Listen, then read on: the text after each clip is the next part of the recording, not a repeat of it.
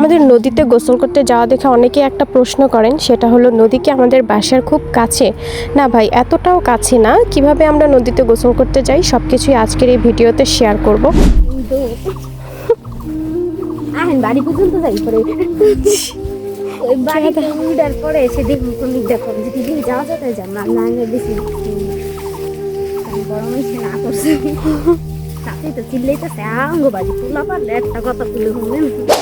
তো দেখতেই তো পাচ্ছেন কি বড় বড় পাট, তারপর আবার বৃষ্টির কারণে কাদা হয়ে গেছে।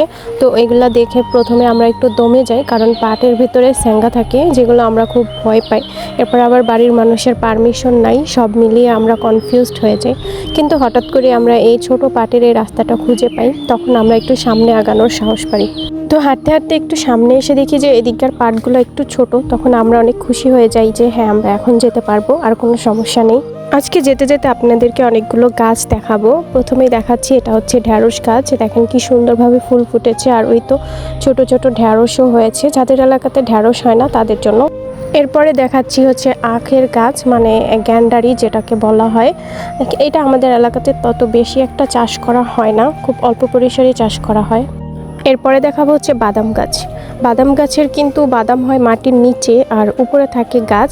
আর উপরে যে ফুলগুলো দেখতে পাচ্ছেন এগুলো কিন্তু কোনো কাজের না, এগুলো এমনিতেই হয়। তো গাছ দেখতে দেখতে আমরা চলে আসলাম নদীর পাড়ে। নদীটা কিন্তু এখন একদম পানিতে ভরপুর, কারণ এখন বর্ষাকাল চলছে। আর নদীর পাড়ে আসলে এটা হচ্ছে আমার একটা ম্যান্ডেটরি ভিডিও শ্যুট, মানে এটা আমার করাই লাগবে। তারপরে আমরা নদীতে নেমে পড়ি, আর মৎস্যকন্যা এদিকে বসে বসে দেখেন বালু দিয়ে খেলা করছে। দেন আমরা দুইজন পানিতে পা ভিজিয়ে এভাবে একটু কক্সবাজারের ফিল নিচ্ছিলাম। আর ওই দূর দিয়ে একটা ট্রলার যাচ্ছে, একটু পরে কিন্তু অনেক ঢেউ আসবে, আমরা সেই ঢেউ খাওয়ার অপেক্ষায় বসে আছি।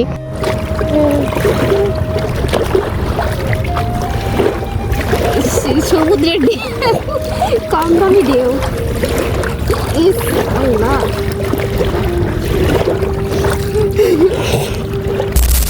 তারপরে আমরা গোসল শেষ করে উঠে পড়ি। আমরা কিন্তু বেশ অনেকক্ষণই ছিলাম, কিন্তু পরে আর ভিডিও ক্লিপস নেওয়া হয়নি।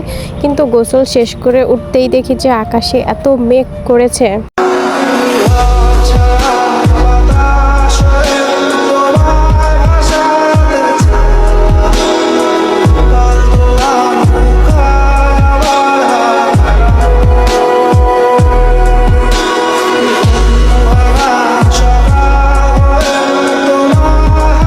তো দুজন মিলে উঠতে উঠতে বাড়ির দিকে যাচ্ছিলাম। আমরা যে গোসল করে এসেছি তার আর কোনো চিহ্নই নাই, কারণ আমাদের জামা কাপড় সব শুকিয়ে গিয়েছিল।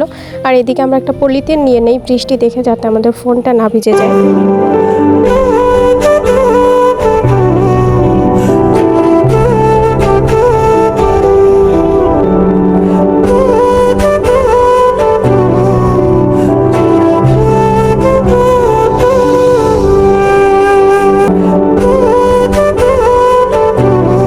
এরকম দুইটা চক এবং দুইটা খাল পাড়ি দেওয়ার পরে হচ্ছে পদ্মা নদী। আমাদের বাসা থেকে এতটাই ডিস্টেন্স। তো যখনই কেউ শুনে আমরা নদীতে গোসল করতে গেছি, সবাই বড় বড় চোখ করে তাকিয়ে থাকে। তো বাসার দিকে যেতে যেতে কিন্তু আমরা পেছনের গ্রাম থেকে একটা আমও পেয়ে যাই, তাই আমটা আমরা কুড়িয়ে নিয়ে নিই। সো ফাইনালি আমরা বাসার কাছে চলে এসেছি। আজকের ভিডিওটা এ পর্যন্তই। ভিডিওটি কেমন লেগেছে অবশ্যই কমেন্ট করে জানাবেন, এবং দেখা হয়ে যাবে নেক্সট কোনো ভিডিওতে। সে পর্যন্ত ভালো থাকবেন সবাই। আল্লাহ হাফেজ, টাটা।